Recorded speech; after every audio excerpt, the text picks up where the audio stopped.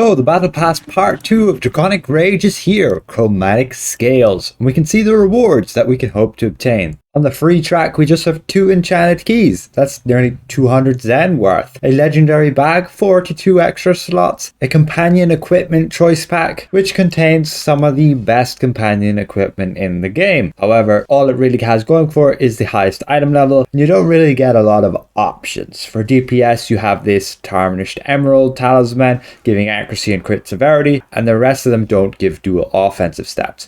You have dual defensive stats just here, and healers. Your best bet is probably the critical avoidance and outgoing healing one. Otherwise, this gear is pretty limited for newer players. You can only get one of those packs from the Scaleblight Summit, same pack just here, and the rest of the gear you would just get from within the trial Crown of Keldagon, the master version. Otherwise, you will get a legendary companion choice pack, which is very neat. We'll go over a little bit later the different companions in there and which one you should potentially choose. And then on the premium track, you can get a mythic bag of holding for 60 slots, 4 enchanted keys, that legendary companion choice pack, exact same. However, the companions here will be account wide. So very good to give that bolster to all of your alts, or just have a reliable companion on all those alts. And lastly, just 25 companion upgrade tokens. Now what's very interesting is the reward from this legendary pack. You can have a look at the different companions within there, and you have the Mystagogue, the Lich, the Pseudo Dragon, the Abyssal Chicken, and the Icosahedron Ioun Stone. Now it's mainly this Ioun Stone, which we can see just here, is what those endgame players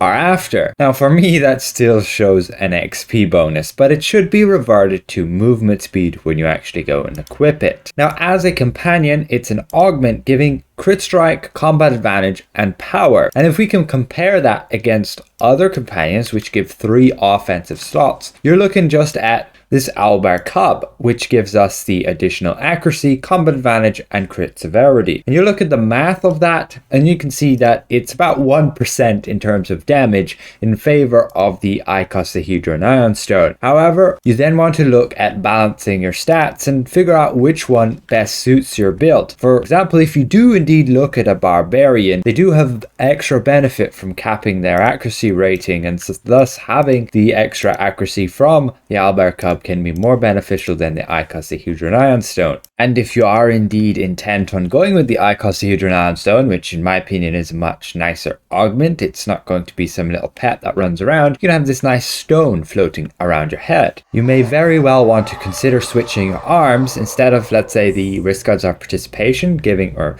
precipitation giving up to 7,500 ratings of power. You'd want to switch that to something like the new Petrified Gloves giving crit severity instead, as you will lose a big chunk of crit severity going from the Owlbear Cub just here to the Icosahedron Ioun Stone, giving you that critical strike instead. Overall, again with stat efficiency, it is better to have the Icosahedron Ioun Stone, just giving you good stats that you need. But if you can cap everything and use the Owlbear Cub to increase your accuracy, that's even better. For me, moving forward, I'll be going with a striker build for module 23 on my rogue. So for me, the new battle pass with this unique companion that hasn't been released in PC for quite some time is not such a big deal. Sure, it has the Mystagogue, and that thing's selling for a pretty decent price on the auction house. Even still, it has the Lich companion, which is supposedly one of the best for tanks if you can rely on this actually working. Actually haven't tested that just yet. And then the Pseudo Dragon, still pretty expensive, but with everybody going to augments instead of active companions, it's kind of fallen behind, but it is pretty much the best striker companion there is right now, bar the Paranoid Delusion on some classes. And I'm not sure why they bothered adding the Abyssal Chicken. It's still cheap as all hell. Not that many there considering,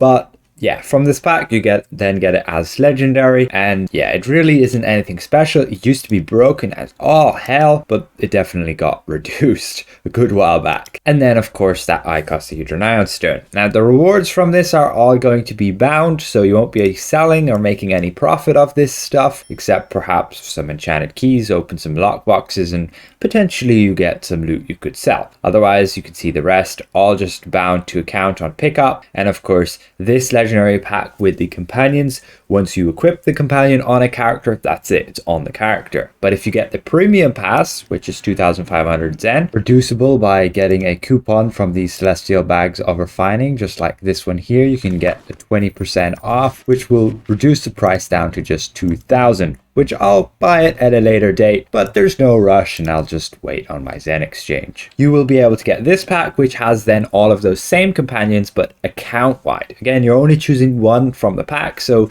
if you do have premium, you can essentially get 2 different companions on one character anyway. You could then get like the Mystagogue and the Icosahedron Ioun Stone, and get the Icosahedron Ioun Stone as account wide, and that way all your alts can have a very good augment companion. So with that, the way you're going to be completing it is the exact same as the previous part. You'll be just doing your random skirmish and trial queues and your random dungeon queues, and every day just getting the progress. Now what I did there was save up my progress up to a maximum of 3 days, and you can see those dots then. Once I go run a skirmish or trial, one of those dots will go away and I'll get my 150 Battle Pass XP. Now it will cost you a total of about 12 days, just over 12 days of running your random skirmish and trial and random dungeon queues to get the max progress you need, since you're getting 150 from the skirmishes and trials and 175 from the dungeons. And you do not need, there's no need at all